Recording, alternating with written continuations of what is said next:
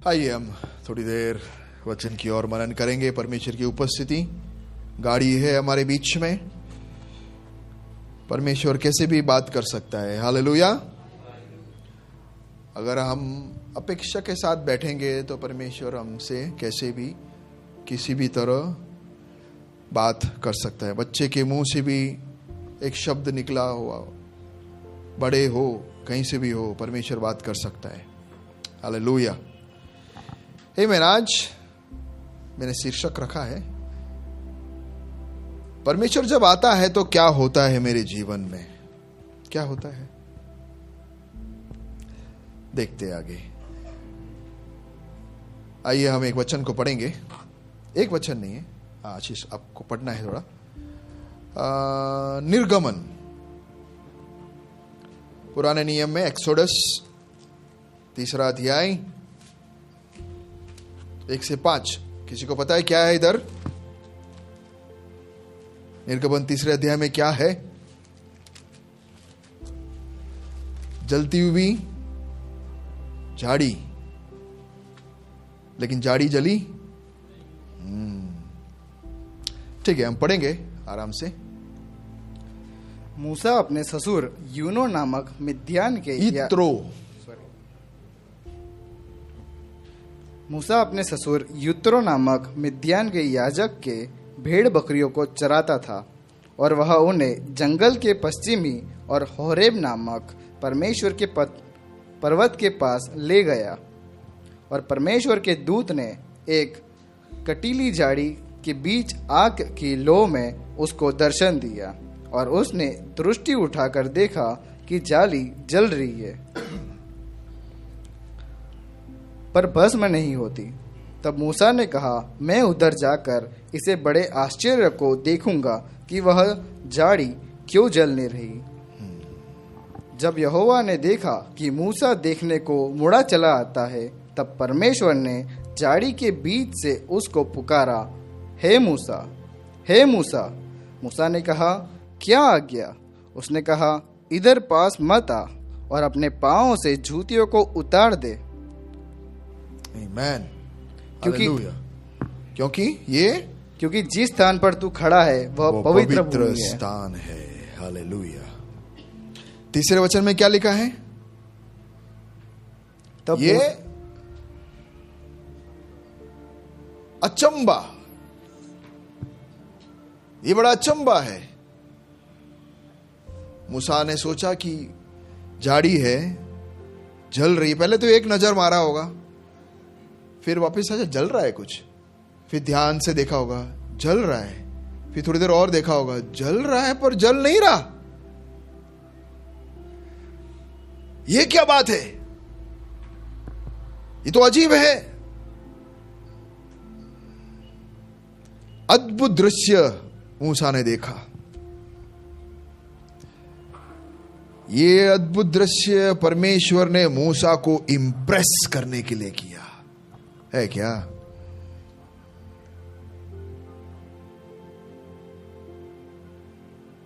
मैं सोच रहा था कि मेरा शीर्षक, भले मैंने ऐसा कहा कि परमेश्वर जब हमारे जीवन में आता है तो हम क्या करते हैं, परमेश्वर कैसे हमारे जीवन में आता है। आज के प्रचार के अनुसार जब परमेश्वर कुछ चमत्कार करता है, कुछ अद्भुत काम करता है, तब हम क्या करते हैं। हम में से अगर कोई होते, उधर झाड़ी जल रही होती, तो क्या करते? अभी के जवान क्या करते? ठीक है, वो सब होगा। उसके बाद फिर क्या होता? जवान को बोलने दो ना, उन्होंने सही जवाब दिया। तो आप वो झाड़ी को छूने जा रहे हो, वो सब नहीं करेंगे वो लोग, वो दूर खड़े रहेंगे और पास में जाके, झाड़ी जल रही है कि नहीं जल रही है, कमेंट करो, लाइक करो और बताओ। और एक साथ 1 लाख व्यू। ये क्या हुआ? ये एआई है। फिर वापस दूसरा फोटो लेंगे हुए, एआई नहीं है, देखो हिला के दिखा रहा हूं मैं।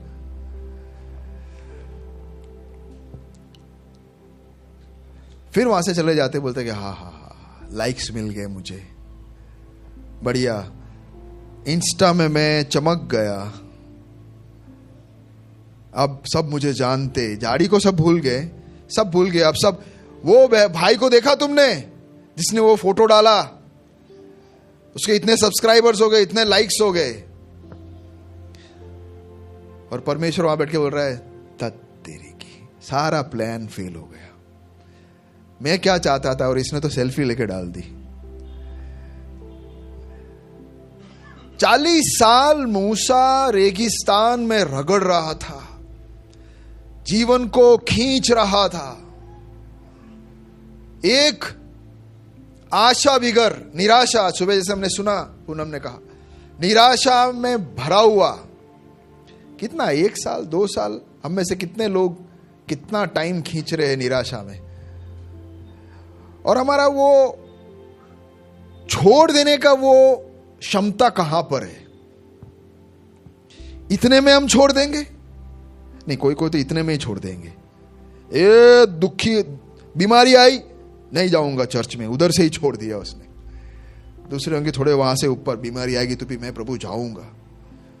बीमारी बरकरार 2 हफ्ता रहा, ठीक है चलेगा। बच्चे को भी बीमारी आई, अब मैं नहीं जाऊंगा, ये तो मेरा लेवल क्रॉस हो गया।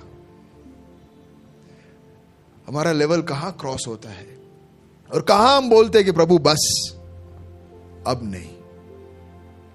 अब मूसा को देखिए, वो अद्भुत बात है कि उसका परवरिश कैसे हुआ।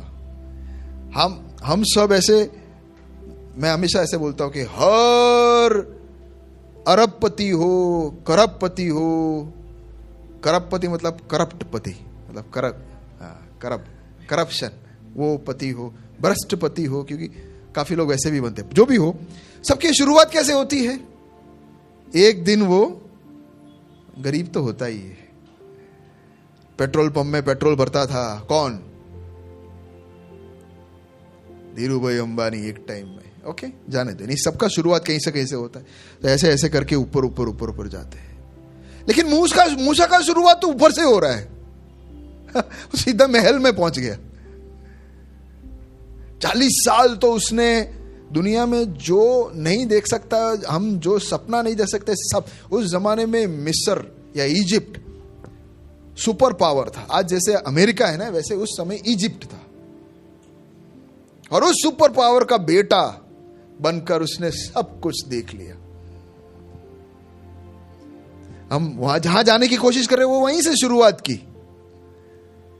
फिर जो उतरा, वाह, उतार कर उतार कर उतार कर उतार कर उतार कर उतार कर।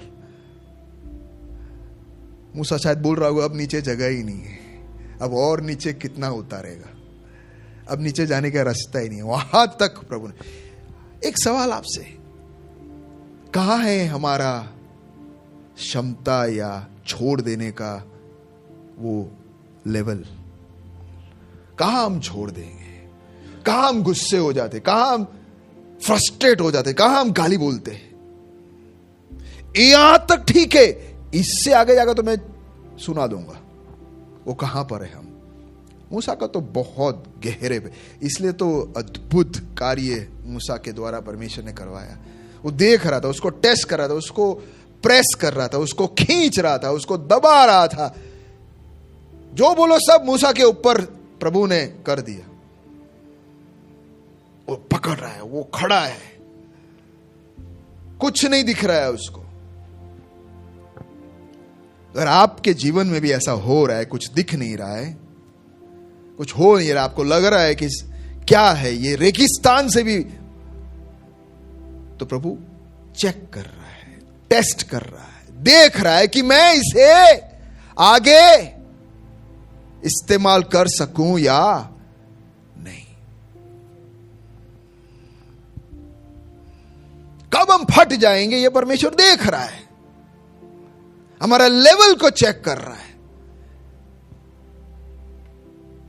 जितना ज्यादा हम लेवल पार कर सकते हैं, उतना ज्यादा परमेश्वर हमें इस्तेमाल करने वाला है।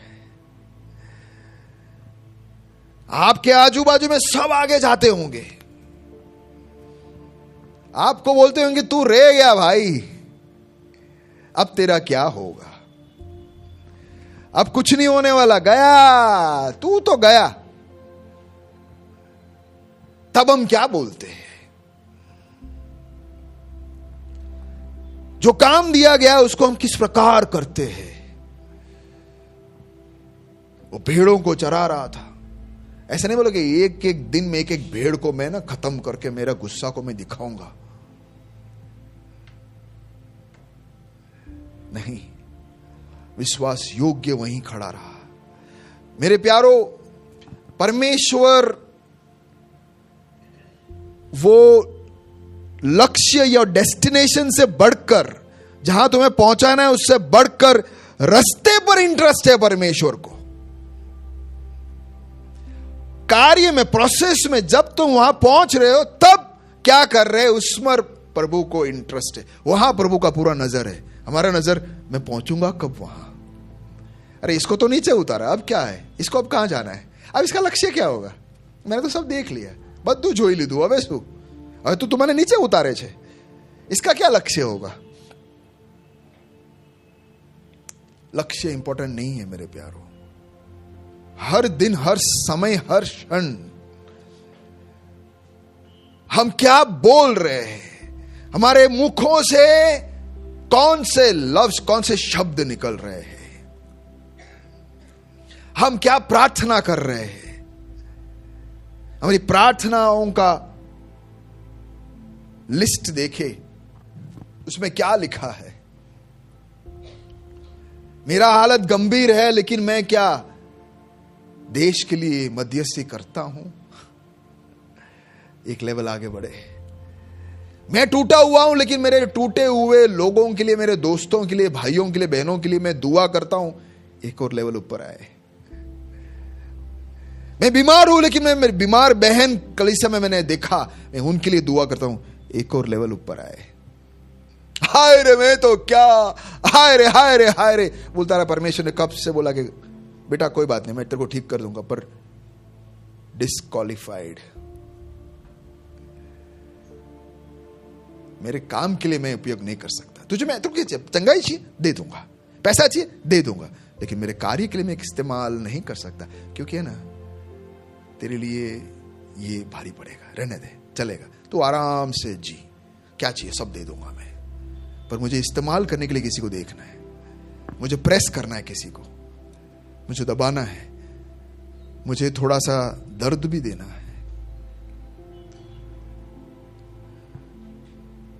हम में से कितने लोग बोलते हैं हाँ प्रभु कर, मैं तैयार हूं, 2 मिनट तक, तीसरे मिनट में छोड़ देना मुझे। वो प्रभु के हाथ में है, वो कितना करना चाहता है, कहां तक ले जाना चाहता है। हमारे एक एक शब्द को, मैं हमेशा सालों से ये प्रचार कर रहा हूं कि हमारे एक एक शब्द को वो सुन रहा है। खास करके जब हम रेगिस्तान में हैं, जब हम दबाव में हैं, जब हम परेशानी में हैं, जब हम तकलीफ में हैं, जब दर्द में, जब सब लोग हमें नीचे गिराते हैं, सब लोग हमें अवॉइड करते हैं, हम कुछ नहीं है, तब हम क्या बोलते हैं?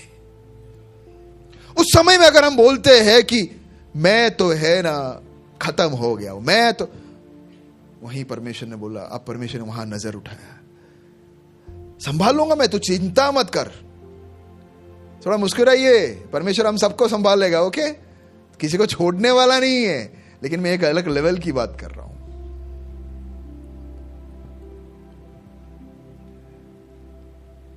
हालेलुया। चमत्कार को मूसा ने देखा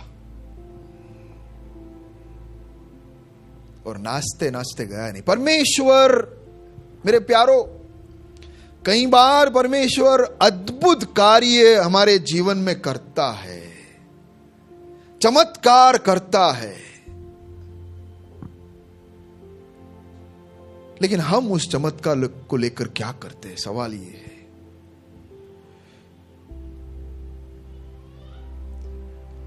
परमेश्वर चाहता था कि मूसा, मैं तेरा ध्यान को खींचना चाहता हूं। यह चमत्कार का वजह यह था, मूसा इधर आ मेरे पास, आज मेरा दूसरा सवाल आपसे है कि जब परमेश्वर हमारे जिंदगी में कुछ करता है, अद्भुत सही, तब हम क्या करते हैं?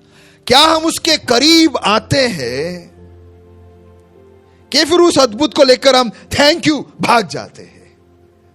अब नेक्स्ट के लिए मैं आऊंगा तेरे पास। परमेश्वर के लिए अद्भुत चमत्कार बहुत मेहनत करना पड़ा, उसका पूरा ताकत निकाल कर और दूसरे गब्रियल तू उसको जलने मत देना, मैं यहां से फूंक मारा तू जलने मत देना, ओके हम दोनों मिलकर बहुत मेहनत करें, ये जल्दी आ मूसा, इतना मेहनत। अरे ये सब परमेश्वर के लिए कोई बड़ी बात है? चमत्कार परमेश्वर के लिए बड़ी बात नहीं है, मेरे लिए आपके लिए है, उसके लिए नहीं है। लेकिन मेरे लिए और आपके लिए बड़ी बात तो इसलिए करता है ताकि, बोलिए जवाब दीजिए,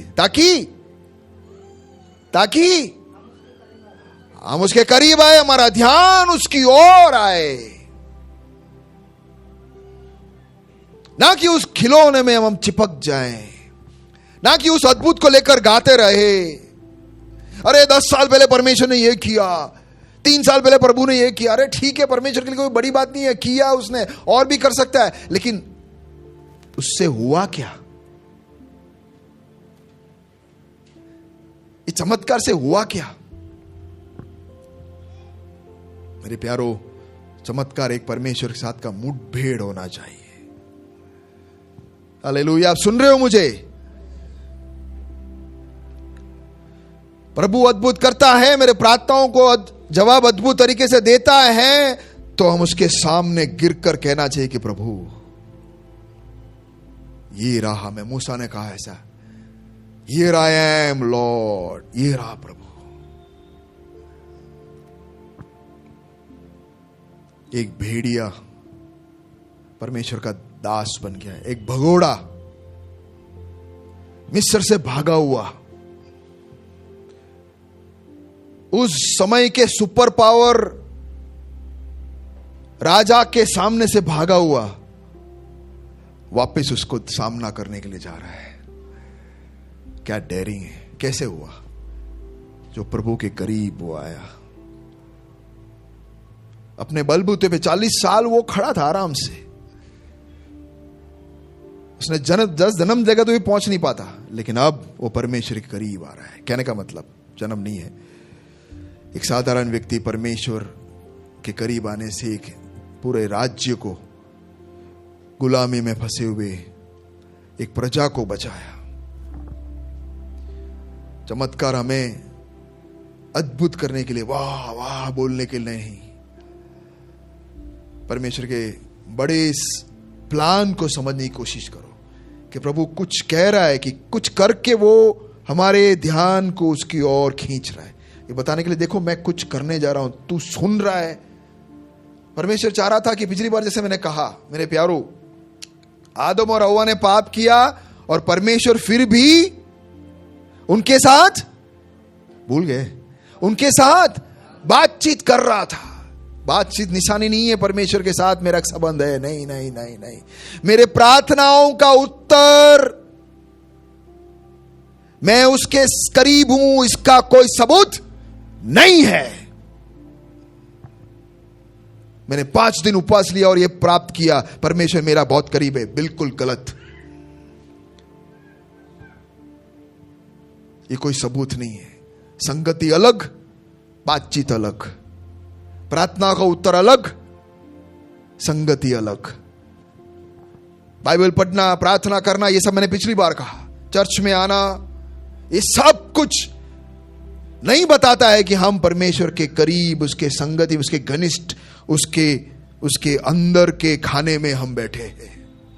अति पवित्र स्थान में क्या मैं बैठा हूं, ये नहीं दर्शाता है।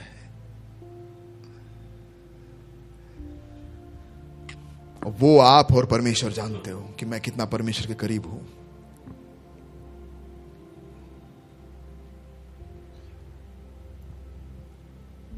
दूसरे एक व्यक्ति को मैं तुम्हारे सामने जल्दी से रखना चाहता हूं, लूका 19:1-10।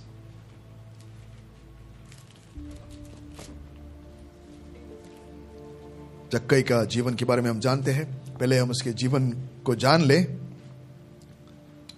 सुन ले 1 से 10। वह यरीहो में प्रवेश करने जा रहा था। यीशु वहां जक्कई नामक एक मनुष्य था जो चुंगी लेने वालों का सरदार था और धनी था। वह यीशु को देखना चाहता था कि वह कौन सा है, परंतु भीड़ के कारण देख न सकता था क्योंकि वह नाटा था। तब उसको देखने के लिए वह आगे दौड़कर एक गुलर के पेड़ पर चढ़ गया क्योंकि यीशु उसी मार्ग से जाने वाला था। जब यीशु वहां पहुंचा तो ऊपर दृष्टि करके उससे कहा, हे जक्कई, झट उतर आ, क्योंकि आज मुझे तेरे घर में अवश्य रहना अवश्य है। वह तुरंत उतरकर आनंद से उसे अपने घर ले गया। यह देखकर सब लोग कुड़कुड़ा कर कहने लगे, वह तो एक पापी मनुष्य के यहाँ जा उतरा है। जक्कई ने खड़े होकर प्रभु से कहा, हे प्रभु, देख, मैं अपनी आधी संपत्ति कंगालों को देता हूँ, और यदि किसी का कुछ भी अन्याय करके लिया है तो उसे 100 गुना फेर दूंगा। तब यीशु ने उसे कहा, आज इस घर में उद्धार आया है, इसलिए कि ये भी इब्राहिम का एक पुत्र है। हालेलुया। जक्कई के घर में यीशु प्रवेश किया, और हम होते तो क्या करते? अरे एक कैसा करते? मुंह कैसे बनाते? हाँ, वो कैसे करते? अच्छा, वो मेरे को नहीं करना है, बड़ा अजीब चेहरा है। ऐसे करके डाल के यीशु मेरे घर आया। अगला 10 साल वो यही बताते रहता, मीडिया को बुलाता, फेमस हो जाता, धंधा चालू कर देता यीशु के साथ, यीशु के नाम के, जक्कई विद जीसस कंपनी लिमिटेड। बहुत चल जाता है क्योंकि उस जमाने में यीशु बहुत फेमस था।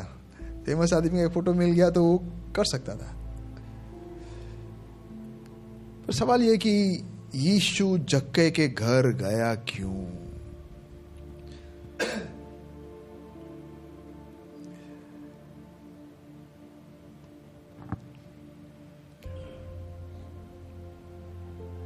तो वो अब वो भूल जाते हैं, वो रह जाती है जो मेन बात है ना, जिस उद्देश्य से प्रभु हमारे पास आता है,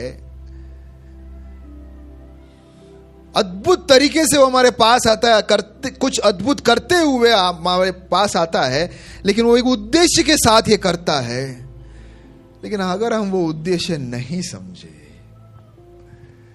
तो उसका आना बेकार हो गया, उसका वो अद्भुत बेकार हो गया, क्योंकि एक अद्भुत के बाद दूसरे अद्भुत के लिए हम दौड़ेंगे। अद्भुत से कोई फर्क पड़ने वाला, चमत्कार से कोई फर्क पड़ने वाला बिल्कुल नहीं है। इजराइल लोगों के जीवन में देख लो, जितना उन्होंने अद्भुत देखा उतना तो किसी ने नहीं देखा, फिर भी उनको कहा जाता है कि स्टिफ नेक, मतलब क्या बोलते हैं, एकदम कठोर, अहंकारी प्रजा। इतना गुस्सा प्रभु को मेरे ख्याल से और कोई प्रजा पे आया नहीं होगा, क्योंकि इतना सब कुछ करके दिया। 40 साल तू चला यार, पानी कहां से, खाना कहां से, फिर भी यूं करके यूं चमत्कार के ऊपर चमत्कार देखने वाले कोई फर्क नहीं पड़ा। बोलो मेरे पीछे, चमत्कार कुछ फर्क करने वाला नहीं है। सवाल बात यह है कि चमत्कार के पीछे का उद्देश्य को अगर हम समझे तो हुई बात। वो क्यों परमेश्वर ने ये किया अगर वो हम समझेंगे। चमत्कार ही नहीं, कुछ भी परमेश्वर हमारे जीवन में करता है तो हमें यह समझना है कि परमेश्वर बोलना क्या चाहता है, उसका उद्देश्य क्या था। देखो, जक्कई ने अगर ये मिस कर दिया होता, परमेश्वर के उद्देश्य को मिस कर दिया होता, तो जक्कई फिर अगले हफ्ते से पूरे मोहल्ले में चिल्ला चिल्ला कर बोलता था कि मेरे घर में कौन आया पता है ना तुमको, तुम मुझे तिरस्कार करके रखते थे, लेकिन मेरे घर में आखिर आया कौन? तुम लोगों ने छोड़ दिया, लेकिन मेरे घर में यीशु आया। ऐसे बैंड बजाते वो घूम सकता था ना। अगर ऐसा करता तो क्या होता? असली उद्देश्य यीशु के उसके घर में आने का चुक जाता। लोग और नफरत करते, अरे यार बेकार आदमी आ गया वापस चिल्ला चिल्ला कर। मैं नाटा था फिर भी परमेश्वर मुझे दिखा। इससे उद्देश्य परमेश्वर का पूरा होता। मैं अकेला था, तुम कोई मेरे साथ नहीं थे, लेकिन प्रभु मेरे पास आया, ठंडक पहुंचाया मेरे को। ये सब गवाही अच्छा है मेरे प्यारो। दो गवाही देनी चाहिए, दो गवाही देनी चाहिए। गवाही प्रोत्साहन करता है लोगों को, लेकिन जो परमेश्वर ने कार्य किया उसके उद्देश्य को अगर हम नहीं समझेंगे तो सारा गवाही व्यर्थ है। मेरा कहना यह है, डोंट मिस द पॉइंट। इतना सब गवाही गवाही देते हुए घूमने वाला व्यक्ति तीसरे दिन वापस चीटिंग करता तो यीशु के इसके घर में आने का क्या फायदा? डबल दे, मेरे घर में यीशु आया था। चल हट। वापस गाली बोलता है, यीशु आकर गया। लेकिन वही जक्कई, वही चीटिंग, वही अहंकारी, वही घमंडी, क्या करने का इस जक्कई को? चमत्कार बेकार गया यार, किसी के घर नहीं आया, तेरे घर आया। लेकिन तू वहीं का वही, तू समझा नहीं। जक्कई, यीशु तेरे घर में नहीं आना चाहता था, यीशु तेरे हृदय के अंदर आना चाहता था, तू ये मिस कर गया। तो खोटा खोटा बातें करते घूमता रहता है। छोड़ो उस सबको। हृदय में यीशु आया है कि नहीं? यीशु मेरे पास आया मेरे हृदय के अंदर आने के लिए, लेकिन मैं उसे चूक गया। क्या फायदा मेरे यारो? क्या हम यीशु को मिस कर रहे हैं? आता है यीशु, निराश होकर वापस जाता है। प्रवेश मिला कि नहीं? चमत्कार ये नहीं कि जक्कई ने उसका घर खोला, चमत्कार ये था कि जक्कई ने उसका दिल खोला, उसका जीवन खोला। हालेलुया। क्या सबूत है? कैसे पता चलेगा कि उसने उसका जीवन खोला? अरे दूसरे दिन से जक्कई जक्कई नहीं था, वो यीशु था। उसके नाम के पीछे यीशु लग गया। जक्कई यीशु का बेटा। अरे जब यीशु उसके जीवन में आया तो उसका पहला शब्द यह कि अब मुझे कुछ नहीं चाहिए। हालेलुया। मुझे यीशु भी चाहिए, ये धन भी चाहिए। इतना मेहनत करके कमाई, ये कैसे छोड़ूं मैं? यीशु तू भी आ, तू भी आ, तू भी आ, तू भी आ, दोनों को साथ में लेकर मैं चलूंगा। प्रभु बोलता है रख ले बेटा, तू उसको रख ले, मैं उसके साथ नहीं आ सकता। पैसे की बात नहीं कर रहा हूं मैं। जहां दिल है ना, दिल में एक ही जन का जगह है। हमारे दिल में किसका जगह है?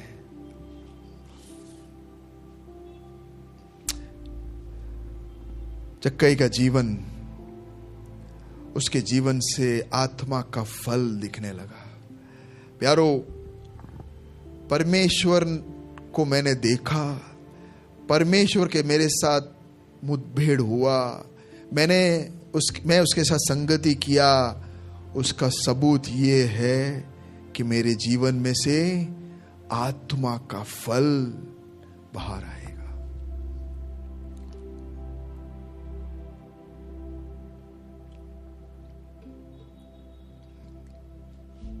जब यीशु ने उसके जीवन में प्रवेश किया, सारा स्वार्थपन चला गया। जो व्यक्ति दे दे दे कर रहा था, अभी बोल रहे ले ले ले। सारा लालच दूर हो जाता है। यह है जो प्रभु यीशु मसीह का रूपांतर करने वाला सामर्थ। हालेलुया। सारे परमेश्वर, सारे प्रार्थना का उत्तर लेकर, सारे चमत्कार को अनुभव कर कर, सारे चंगाई को अनुभव कर कर, सारे परमेश्वर के अच्छाई को अनुभव कर कर हम फिर वही व्यक्ति के समान जो पहले थे खड़े रहे, तो इसका कोई मतलब है नहीं। वैसे ही हुआ कि जैसे हम अगर एक वृक्ष का जड़ खराब हो गया है तो उसके डाली को हम छाट रहे हैं, उसके डाली को साफ कर रहे हैं। प्रभु बीमार हूं, ठीक कर दे, डाली साफ किया। प्रभु थोड़ा पैसा चाहिए, दे दे, दूसरा डाली को छाटा। प्रभु प्रार्थना का उत्तर दे, थोड़ा और डाली को छाटा। प्रभु बोलता है कि जड़ पूरा गंदा हो गया है, सड़ गया है, जड़ पर कुछ कर। नहीं प्रभु तू मुझे कुछ इतना कर दे, बस इतना कर दे, यहां तू चमत्कार कर दे। पूरे दुनिया को यही ऊपर धड़ पे काम हो रहा है, जड़ में कुछ नहीं। जब तक जड़ नहीं बदलता, बहुत पैसे आ जाएंगे तो भी हमारा जड़ बदलता नहीं है। जो हम चाहते हो सब मिलने के बाद भी हमारा जड़ नहीं बदलता। मेरे प्यारों, जड़ बदलना जरूरी है। परमेश्वर हमारे जीवनों को बदलने आया है। हमारा मैंने एक बात पिछले दिनों में सुना, बहुत अच्छा लगा मुझे। ऐसे इंग्लिश में इसका कहावत है, if you can help me. English में ऐसा है कि little habits change your behaviour and behaviours change your attitude and attitude changes your character, right? ऐसे ही कुछ है ना, मतलब अच्छा इंग्लिश अब हिंदी में बोलूं कि छोटे छोटे तुम्हारे आदतें तुम्हारे स्वभाव को बदलेगा, हाँ, और तुम्हारा स्वभाव तुम्हारे व्यवहार को बदलेगा, और तुम्हारा व्यवहार तुम्हारा चरित्र को बदलेगा। मैं ऐसे प्रभावित था उससे, है ना, सुना है ना हम सब ने, है ना।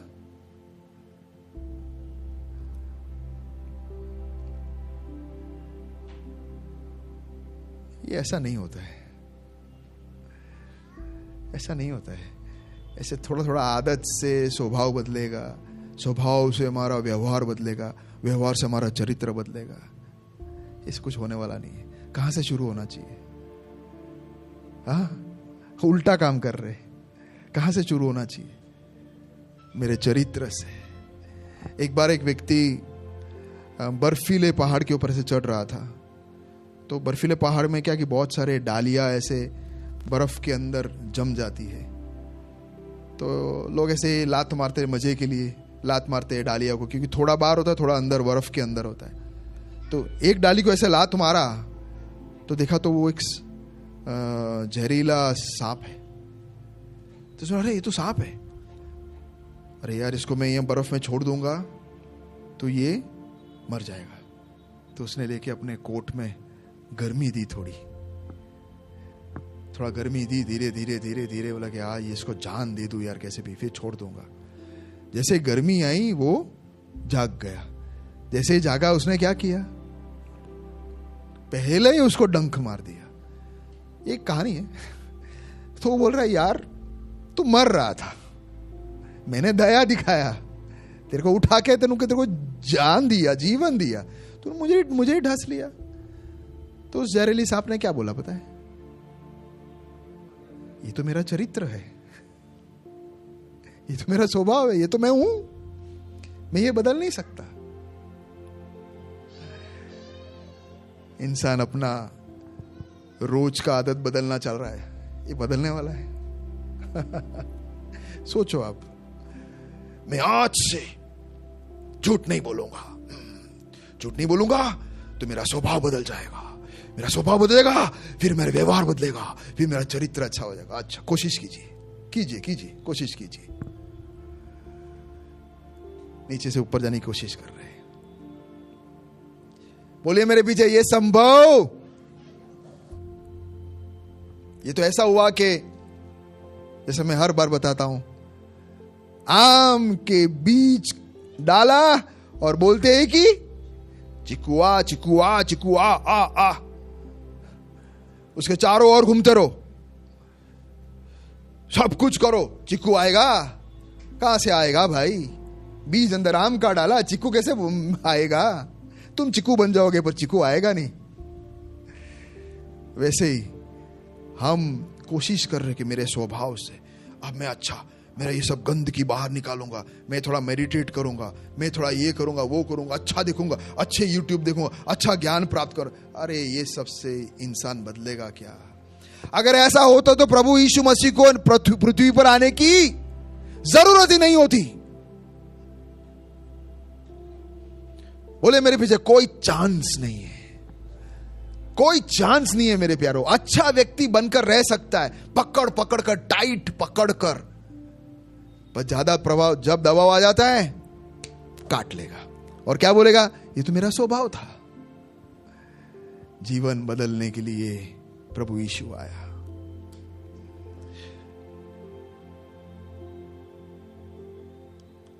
वो हमें चंगा करेगा, वो हमें सारी जरूरतों को पूरा करेगा, वो हमें सुरक्षित रखेगा, वो हमारे प्रार्थनाओं को जवाब देगा।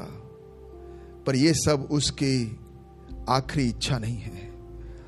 उसकी इच्छा है कि हमारा जीवन बदले। नया जीवन क्यों चाहिए? क्योंकि पुराने जीवन का स्वभाव कभी बदल नहीं सकते। पुराने, बोलिए मेरे पीछे, पुराने जीवन का स्वभाव बदल नहीं सकते। इसलिए उस जीवन को मारकर नया जन्म लेना जरूरी है। मतलब नए से जीना। लेकिन ये पाप के वजह से हम, ये स्वभाव हमारे अंदर पाप के वजह से, बीज कौन सा है? पाप का। और निकलेगा क्या? मेरा हर बार मैं बोलता हूं वो, जैसे हम पाप करते हैं इसलिए पापी है। हाँ बोलिए, हम पाप करते हैं इसलिए पापी है? नहीं। हम पाप क्यों करते हैं? क्योंकि हम पापी हैं। और पापी क्यों है? क्योंकि पाप का, आम का बीज है ना, ये चिक्कू नहीं आएगा ना, वैसे पाप का बीज पड़ा है तो क्या बाहर आएगा? तो इस पाप जब तक हमारे अंदर है तब तक हम बदल नहीं सकते। फिर यीशु आए जाए कुछ फर्क नहीं पड़ेगा जब तक उसे हम हृदय के अंदर बुलाते नहीं हैं। हम अनगिनत चमत्कार को अनुभव कर सकते हैं। उसका दया और करुणा तो सागर की तरह बहाता रहेगा। वो दिल दरिया है भाई, सही बात है, वो देगा, सब देगा।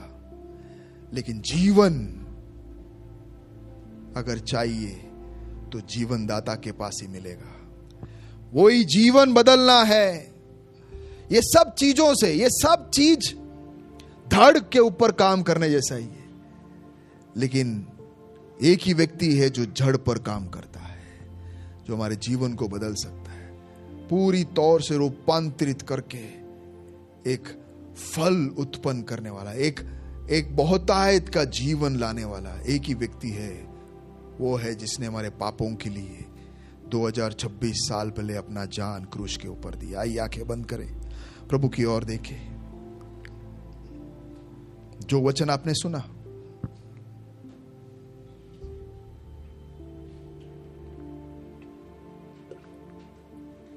वो आपसे क्या कह रहा है?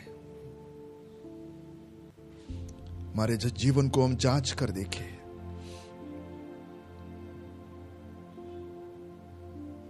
मेरी प्रार्थना क्या है?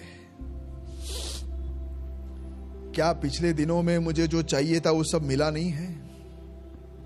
बहुत सारी प्रार्थनाओं का उत्तर मुझे मिला नहीं है, पर वो मिलने से फायदा क्या हुआ मुझे बताओ। परमेश्वर का घनिष्ठ दोस्त बन गया मैं, कि फिर वहीं खड़ा हूं जब मैंने मांग शुरू की थी, जहां था वहीं पर हूं मैं। प्यारो, कितने अद्भुत कार्य परमेश्वर ने हमारे जीवन में किया है। पर सवाल यह नहीं है, सवाल यह है कि मैं अभी कहां खड़ा हूं। मेरे और परमेश्वर के बीच में कोई दीवार है क्या? मैं उसको जानता हूं, मैं उसके साथ बात करता हूं, उसकी आवाज मेरे कानों तक गूंज रहा है, मैं उसके बातों को सुन रहा हूं, वो मेरे से संगति रख रहा है या नहीं? सवाल वो है।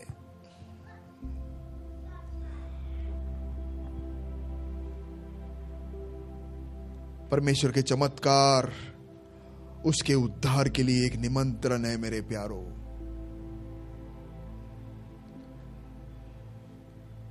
वो हमारे प्रॉब्लम्स का सॉल्यूशन नहीं है, लेकिन हमारा जीवन को रूपांतरित करने का एक जरिया है।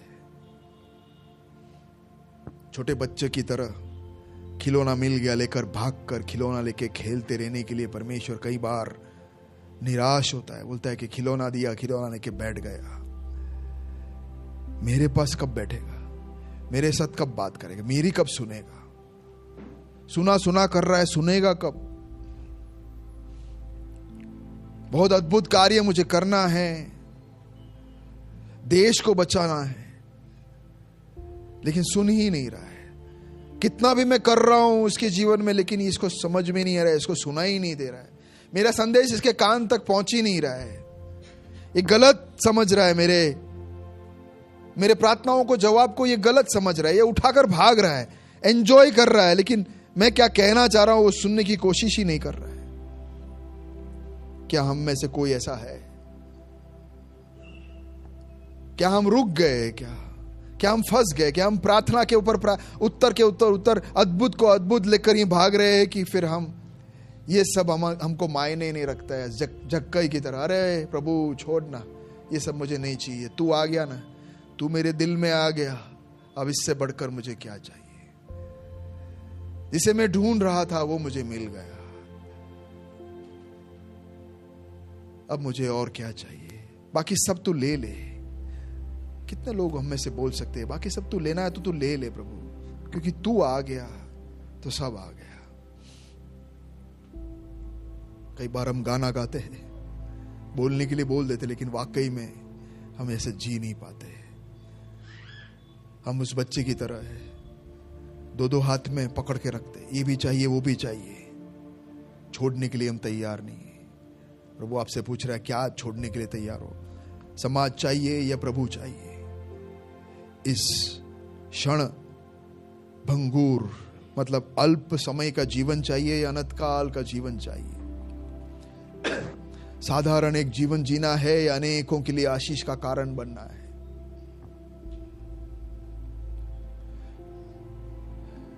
देश को बचाना है, अनेक आत्माओं को बचाना है, क्या फिर मेरी प्रार्थनाओं का उत्तर बस यही मेरा लक्ष्य है? प्रभु ने मुझे ये दिया, प्रभु ने मेरी प्रार्थना सुनी, प्रभु ने मुझे वरदान दिया, प्रभु ने मुझे ये किया, बस करो।